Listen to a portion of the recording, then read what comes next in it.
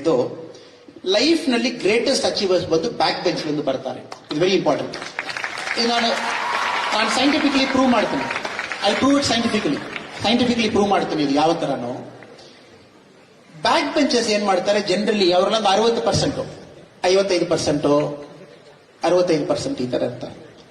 So ತಮಗೆ ಯಾವ campus ನಲ್ಲಿ ಕೂಡ ಬಂದು ಯಾವ ದೊಡ್ಡ ಕಂಪನಿ ಕೂಡ ತಮಗೂ ಕೆಲಸ ಕೊಡಲ್ಲ. ಮೈಕ್ರೋಸಾಫ್ಟ್, ಗೂಗಲ್ ಬಂದು ಫಸ್ಟ್ ಡೇ ಬಂದು ಸೂಪರ್ ಅಪ್ಪ ಟಾಪರ್ ತಗೊಂಡು ಹೋಗಲ್ಲ. ಅವರೆಲ್ಲ ಬಂದು first benches. Normally first benches ಅವರು 99 ಬಂದಿದ್ದ ಕೂಡ ಸ್ವಲ್ಪ ಅಳ್ತಾರೆ, ಅಯ್ಯೋ ಒಂದು ಮಾರ್ಕ್ ಎಲ್ಲಿ ಹೋಗಿತ್ತು. ಕಾರಣ ಏನೋ, ನಮ್ಮ ಇಂಡಿಯನ್ ಎಜುಕೇಶನ್ ಸಿಸ್ಟಮ್ ನಲ್ಲಿ ದೊಡ್ಡ ಪ್ರಾಬ್ಲಮ್ ಏನು, ರ್ಯಾಂಕ್ ತಗೊಂಡು ಬಂದಾಯ್ತು. ನಾವು ಸಿಂಪಲ್ ಒಂದು ಸ್ಟಾಟಿಸ್ಟಿಕ್ಸ್ ತಗೊಳ್ಳಿ. 10th ನಲ್ಲಿ ಫಸ್ಟ್ ರ್ಯಾಂಕ್ ತಗೊಂಡವರೆಲ್ಲ ಲೈಫ್ ನಲ್ಲಿ ಏನ್ ಮಾಡ್ತಾ ಇದ್ದಾರೆ ಅಂತ ಒಂದು ಸ್ಟಾಟಿಸ್ಟಿಕ್ಸ್ ಲೈಫ್ ನಲ್ಲಿ ನೋಡ್ಬೇಕು, ಬೇರೆ ನೋಡ್ಬೇಡ. 12th ನಲ್ಲಿ ಫಸ್ಟ್ ರ್ಯಾಂಕ್ ತಗೊಂಡವರೆಲ್ಲ ಏನ್ ಮಾಡ್ಬೇಕು ನೋಡಿ. ಸೊ ರ್ಯಾಂಕ್ಗೂ ತಾವು ಲೈಫ್ ನಲ್ಲಿ ಮಾಡುವ ಸಕ್ಸಸ್ಗೂ ನನ್ನ ಪ್ರಕಾರ there is no direct correlation. But 10th ನಲ್ಲಿ ಫಸ್ಟ್ ರ್ಯಾಂಕ್ ತಗೊಳ್ಳುವವರು ಅರ್ಥಪೂರ್ಣವಾಗಿ ಓದಿ ಫಸ್ಟ್ ರ್ಯಾಂಕ್ ತಗೊಳ್ತಾರೆ, ಅವ್ರ ಲೈಫ್ ಚೇಂಜ್ ಆಗ್ತದೆ.